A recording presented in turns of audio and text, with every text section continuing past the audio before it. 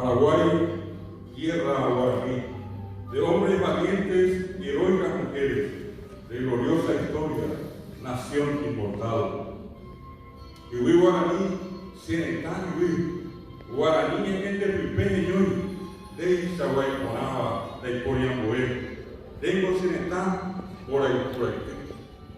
Tierra guaraní, corazón de América, solar de alegría y fraternidad, nación soberana y trabajadora, de guaranes polcas y danzas alegres, del cipá, el talí y el tereré. Dengo senetá, el inví gayay, huijareja ara acoy de corán, se corazo cuape se romogendá, o paitay cojalpi, provero ayú, dengo senetá, se recoesá.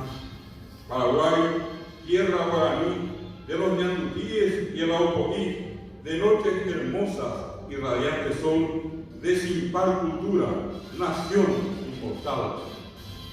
Se despide con el corazón lleno y con el objetivo cumplido, que es el de unir pueblos y sobre todo difundir y conservar el folclore. La poesía que elegimos es del profesor David Galeano, presente en este momento. Un fuerte aplauso, por favor, para el profesor David Galeano.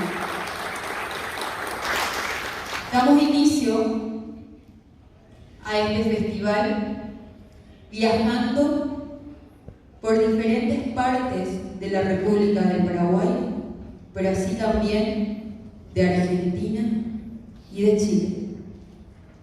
Con ustedes, Paraguay, de la mano del elenco infanto-juvenil Origen Guaraní.